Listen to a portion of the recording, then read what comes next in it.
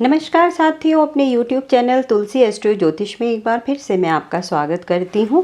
और आज हम बात करने जा रहे हैं काल सर्प योग की।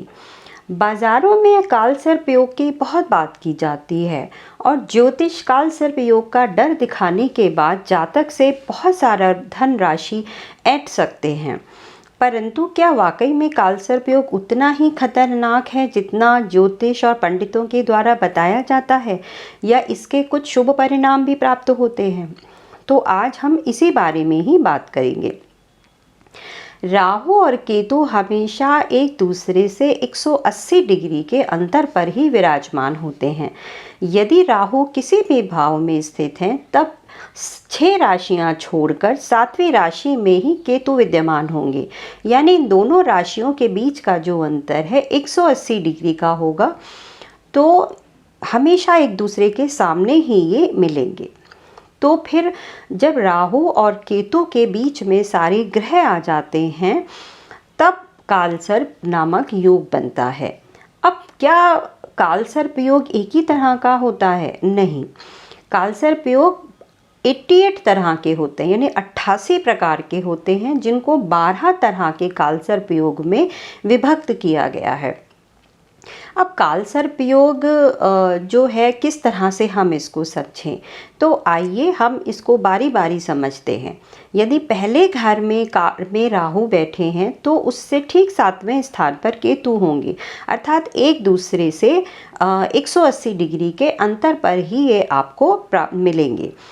तो अब मान लीजिए राहु पहले घर में है और केतु 7वें घर में है, तो जब बाकी के जो 7 ग्रह हैं वो इन दोनों ग्रहों के बीच में आ जाएंगे, तो फिर काल सर्प योग बनेगा। परंतु आप उसके पहले ये जानिए कि यदि कोई एक भी ग्रह इन दोनों ग्रहों के बीच में से नहीं होता है, तो फिर काल सर्प योग नहीं बनता है।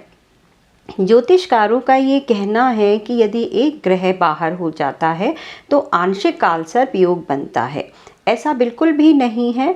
जब सारे के सारे ग्रह ही राहु और केतु के मध्य में विराजमान होंगे, तभी कालसर्प योग बनेगा, अन्यथा नहीं बनेगा। पहले भाव में राहु हो और 7वें भाव में केतु हो और सारे ग्रह इन पहले से 7वें भाव के बीच में हो, तो अनंत नामक कालसर्प योग बनता है। यहाँ पर बनने वाला काल सर्प योग सबसे ज़्यादा विचारणीय होता है, क्योंकि लगन हम स्वयं हैं। ये हमारे चित्त को प्रभावित करता है और हमारा मन हमेशा भटका कर रखता है। हम कभी भी एक बात में स्थिर नहीं हो पाते हैं। यहाँ पर जो काल सर्प योग बनता है, उसका प्रभाव थोड़ा सा खराब देखा जाता है, परंतु यहाँ बैठकर ये जातक को तिकड़मबाज बनाता है। वो जुगाड़ू होता है। वो किसी भी चीज़ को, अगर कोई मुश्किल परिस्थिति है, तब भी वो किसी भी कार्य को करने में सक्षम होता है। वो एक ही समय में कई प्रकार के कार्यों को कर सकता है। यानी ये राहु यहाँ पर बैठकर हमें तिकड़मबाज बनाता है और हमें चीज़ों को समझने की क्षमता भी प्रदान करता है। आइए दूसरे कालसर्प योग की बात करते हैं। जब राहु दूसरे भाव में है, तो केतु अष्टम भाव में होंगे और यहाँ पर बैठकर ये दोनों कुलिक नामक कालसर्प योग बनाते हैं। यहाँ पर यह इतना खराब नहीं होता है। दूसरे भाव में राहु और अष्टम भाव में केतु होने के कारण पैतृक संपत्ति तो हमें प्राप्त होती है, परंतु उस पैतृक संपत्ति में हमें कष्ट होता है, मिलने में थोड़ी परेशानी हो जाती है। वाणी पर नियंत्रण रखना बहुत ज़रूरी है, क्योंकि यहाँ पर राहु क्या करता है, जस को तैसा जैसा व्यवहार करता है। यानी कोई आपके साथ में खराब बोल रहा है, तो फिर आप भी खराब ही बोलोगे, और इस तरह से जब आप व्यवहार करोगे तो लोगों के बीच में दूरियां बढ़ जाती हैं। ये यहाँ पर बैठकर आपको अपनों से दूर करने का प्रयास करता है। अष्टम भाव में केतु है, तो फिर ये आपको धन लाभ देते हैं, आकस्मिक धन लाभ। आपको आध्यात्मिक बनाते हैं, तंत्र मंत्र जैसी शिक्षाओं में काबिल बनाते हैं।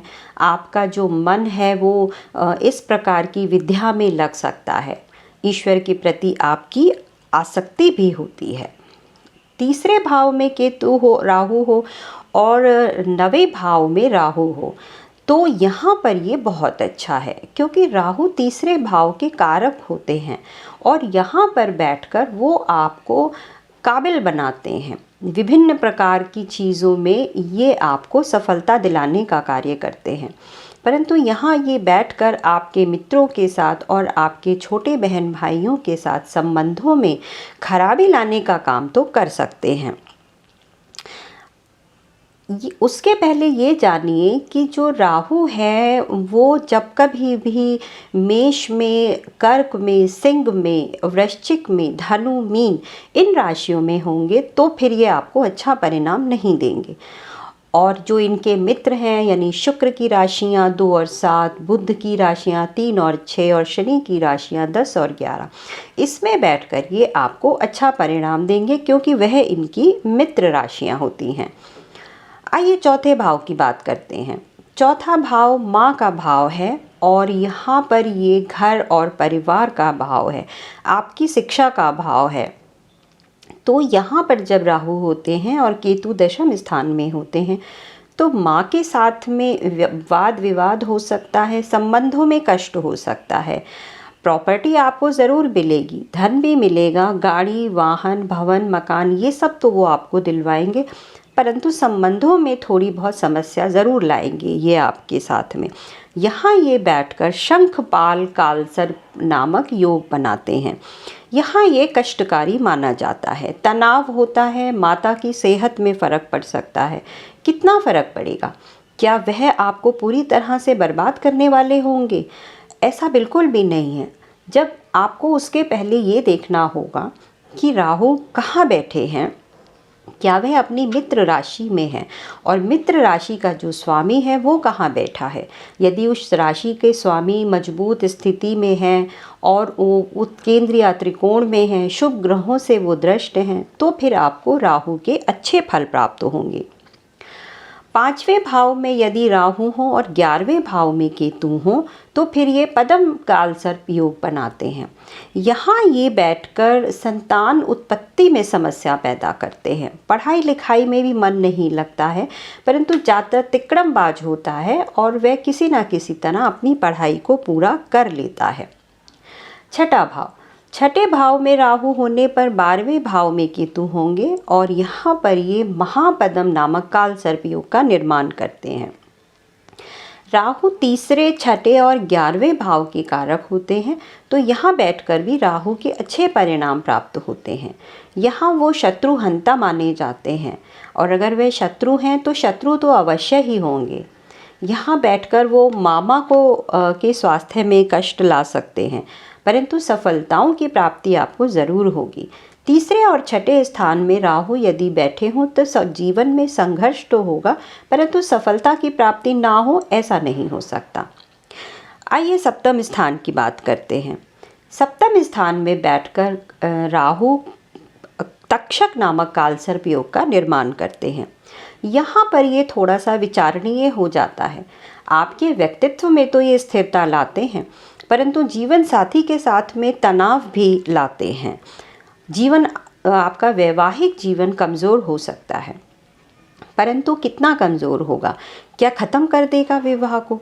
ऐसा बिल्कुल भी नहीं है। ये इस बात पर निर्भर करेगा कि सप्तम भाव का स्वामी कितना ताकतवर है, कितना मजबूत है, उसकी स्थिति क्या है, शुभ ग्रहों की दृष्टि है या नहीं। यदि ये सभी चीज़ें वो अस्त है, अगर वो ग्रह अस्त है या फिर मृत है, बाल अवस्था में है, तो निश्चित रूप से आपका वैवाहिक जीवन प्रभावित होगा। यदि ऐसा नहीं है और वह ग्रह मजबूत है तो फिर आपको यहाँ राहु के बैठने पर भी आपको अच्छे परिणाम ही प्राप्त होंगे। यहाँ के बाद ये उल्टे हो जाते हैं। सप्तम भाव में बैठने के बाद राहु जो हैं वो उल्टे हो जाते हैं। मान लीजिए यदि अब सप्तम भाव में राहु आ गए तो केतु प्रथम भाव में आ गए। हमने प्रथम भाव से शुरू किया था, तो सप्तम भाव से यहाँ पर ये उल्टे हो जाते हैं। हमने सप्तम भाव की बात कर ली, अब हम अष्टम भाव की बात करेंगे। यहाँ पे ये बैठकर करकोटक काल सर्प योग बनाते हैं। यहाँ बैठकर आपको यह आकस्मिक धन लाभ दिलाते हैं। आप किसी रिसर्च में जा सकते हैं, ऑकल्ट साइंस में आपका जो है वो इंटरेस्ट हो सकता है। सट्टा से और सट्टे जैसे कार्यों से, शेयर मार्केट से यहाँ पर लाभ के लिए ये बहुत अच्छे हैं। कुछ ना कुछ गलत कार्य तो ज़रूर होगा जिसके द्वारा आप धन कमाएंगे और पैसा आपके पास विभिन्न स्रोतों से आता रहेगा। आइए अब नवम भाव की बात करते हैं। यदि राहु नवम भाव में है तो केतु तीसरे भाव में ही होंगे और यहाँ पर वह शंखचूर्ण नामक कालसर्प योग बनाते हैं। नवम भाव में बैठकर राहु भाग्य में वृद्धि तो करते हैं परंतु पिता के स्वास्थ्य में कष्ट लाते हैं और पिता के साथ में आपके संबंधों पर भी फर्क पड़ सकता है यदि नवम भाव का स्वामी मजबूत स्थिति में नहीं है। नौकरी में अवरोध हो सकता है, मुकदमेबाजी से भी परेशान हो सकते हैं और भाग्योदय में विलंब हो सकता है तब जबकि नवम भाव का स्वामी मजबूत नहीं है। यदि वह स्वामी जो है वो मजबूत स्थिति में है तो आपको राहु के यहाँ बैठने पर आपको अच्छे परिणामों की प्राप्ति होगी। आइए दशम भाव की बात करते हैं। दशम भाव में राहु हो तो चौथे भाव में केतु होंगे। यहाँ राहु दशम भाव में बैठकर आपको पद प्रतिष्ठा, पैसा, राजनीति से लाभ, राज सरकार कार्यों से लाभ, ये सारी चीज़ें आपको दिलाते हैं। इन सभी का लाभ आपको देखने को मिलता है। परंतु यदि इस भाव का स्वामी खराब स्थिति में है तो फिर आपकी मान सम्मान में कमी हो सकती है, प्रतिष्ठा में कमी हो सकती है, अधिकारियों से अनबन हो सकती है, पिता के साथ संबंधों में कष्ट हो सकता है और आपकी सुख शांति में भी बाधा हो सकती है। 11वें भाव के कारक होते हैं राहु, ये मैंने आपको पहले बताया है। तो राहु यदि 11वें भाव में है और पंचम भाव में केतु है तो विषधर नामक कालसर्प योग बनता है। यहाँ बैठकर आप खूब धन कमाएंगे यदि 11वें भाव का स्वामी मजबूत स्थिति में है।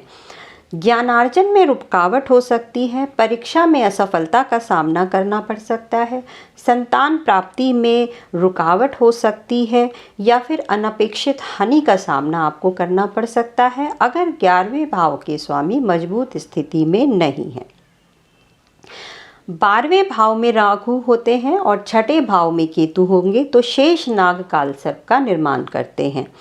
यहाँ पर यदि राहु बैठे हैं और 12वें भाव का स्वामी कमज़ोर स्थिति में है तो फिर यहाँ पर आपको कचहरी का चक्कर लगाना पड़ सकता है, आपकी आंखें कमज़ोर हो सकती हैं, पढ़ाई में परेशानी और घर से दूर आपको रहना पड़ सकता है, विदेश जाकर रहना पड़ सकता है। तो साथियों, ये वो 12 प्रकार के कालसर्प योग थे जिनको हम कुंडली में देखते हैं। कालसर्प योग से डरने की आवश्यकता नहीं है। बड़े बड़े लोगों की कुंडली में कालसर्प योग ने उनको बहुत सफलताएं दिलाई हैं। जैसे अमिताभ बच्चन को समझ लीजिए या फिर हर्षद मेहता को समझ लीजिए, इन सबके हाथों में कालसर्प योग था।